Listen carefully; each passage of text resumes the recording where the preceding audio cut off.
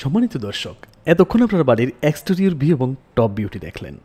এখন চলুন আমি আপনাদেরকে এই বাড়ির ভিতরে প্রবেশ করিয়ে আরও ডিটেলস দেখাই। সম্মানিত দর্শক, এই বাড়ির ডিজাইনটি আমরা ক্লাসিক্যাল টাইপের করেছিলাম। দেখুন, বাড়ির ভিতরে প্রবেশ করতে হবে হলো ফোর্সের নিচ দিয়ে। ফোর্সের নিচ দিয়ে যখন আমরা বাড়ির ভিতরে প্রবেশ করব তখন আমরা সিঁড়ি রুমটি পেয়ে যাব। এই সিঁড়ি রুমের ডান পাশেই একটি নামাজের স্থান থাকবে। পারিবারিক ধর্মীয় চর্চার জন্য এই স্থানটি একটি আদর্শ হতে পারে। পুরুষের পাশাপাশি চাইলে মহিলারাও এখানে নামাজ পড়তে পারবে। দ্বিতীয় তলা ওঠার জন্য এই রাউন্ড সিঁড়িটি ইউজ করা হবে এবং আমরা যদি নিচতলায় দুটি ইউনিট আছে, আমরা যদি একটি ইউনিট দেখাই আপনাদেরকে, আপনারা দুটি ইউনিটই বুঝতে পারবেন। মেইন গেট খুলে যখন আমরা ভিতরে ঢুকবো একটি ইউনিটের ভিতরে, তখন আমরা বিশাল বড় একটি ড্রয়িং কাম ডাইনিং রুম পেয়ে যাব।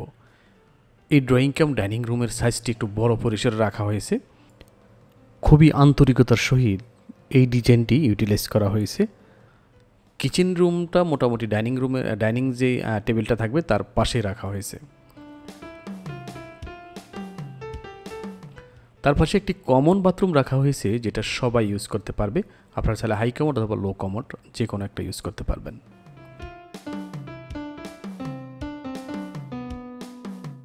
তারপর এটা দেখুন, এটা একটা মাস্টার বেডরুম। এটার সাথে একটি বাথরুম থাকবে। আপনারা চাইলে এটার সাথে ব্যালকনিও দিতে পারবেন।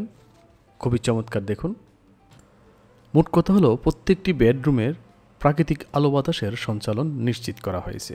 সেই সাথে প্রাইভেসিও যাতে বজায় থাকে এজন্য প্রত্যেকটি ইউনিটে দুটি করে মাস্টার বেডরুম রাখা হয়েছে।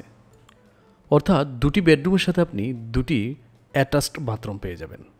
এই ড্রয়িং কাম ডাইনিং রুম থেকে মূলত সবগুলো রুমে আপনি অ্যাক্সেস পেয়ে যাবেন। দেখুন, এখন যে আমরা যে বেডরুমটি দেখাচ্ছি এটা হলো একটা কমন বেডরুম। আপনারা চাইলে এটার সাথে, যদি আপনাদের জমি অ্যাভেলেবেল থাকে, এটার সাথে আপনি একটি ব্যালকনি অথবা একটি বাথরুমও দিতে পারেন। তারপরে এটা দেখুন, খুবই চমৎকার আরেকটি বেডরুম, না দেখালে নয়।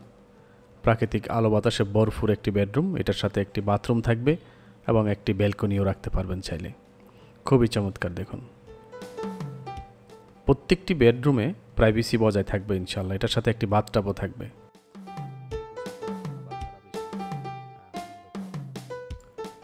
সম্মানিত দর্শক, চলুন এখন আমরা দ্বিতীয় তলায় উঠে আরও বিস্তারিত দেখি।